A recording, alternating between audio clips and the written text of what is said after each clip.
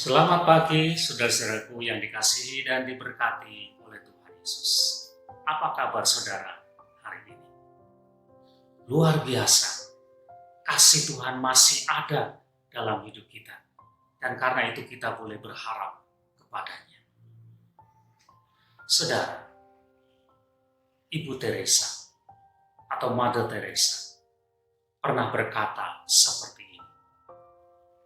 Orang yang paling miskin di dunia ini bukanlah orang yang tidak punya uang, bukan orang yang tidak punya harta, bukan orang yang terlunta-lunta tidak punya rumah, tetapi orang yang paling miskin adalah kalau orang itu tidak punya kasih.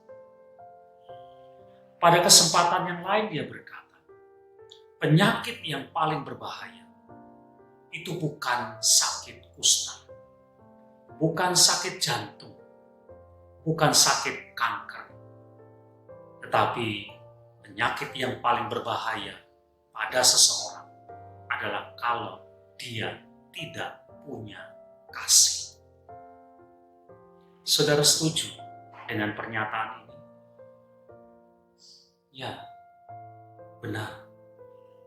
Jadi saudara, kalau ternyata dalam hidup kita tidak punya kasih, maka sesungguhnya kita adalah orang yang paling miskin. Kita adalah orang-orang yang sakit. Jadi sebaliknya saudara, kalau kita ingin jadi orang yang kaya, kalau kita ingin jadi orang yang sehat, maka milikilah kasih itu dalam hidup kita. Saudara, firman Tuhan yang tertulis di dalam 1 Korintus pasal yang ke-13 ayat yang ke-4 sampai ayat yang ke-7 mengungkapkan seperti apa kasih yang harus kita punya dalam hidup kita. Kasih itu sabar. Kasih itu murah hati. Ia tidak cemburu. Ia tidak memegahkan diri dan tidak sombong. Ia tidak melakukan yang tidak sopan dan tidak mencari keuntungan diri sendiri. Ia tidak pemarah. Ia tidak menyimpan kesalahan orang lain. Ia tidak bersuka cita karena ketidakadilan, tetapi karena kebenaran.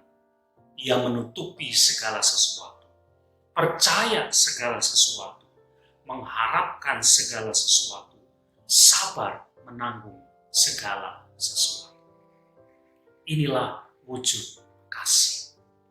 Dan sebagai orang yang percaya kepada Tuhan, kasih seperti inilah yang seharusnya kita miliki dalam hidup kita.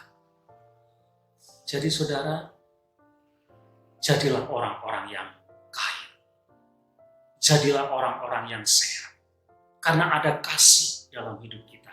Dan kasih itu kita nyatakan lewat perbuatan yang nyata. Seperti yang dikatakan oleh firman Tuhan ini. Dan kita akan merasakan, kita akan melihat betapa kita adalah orang yang berbahagia dan diberkati oleh Tuhan ketika ada kasih dalam hati kita, dalam seluruh hidup kita. Amin.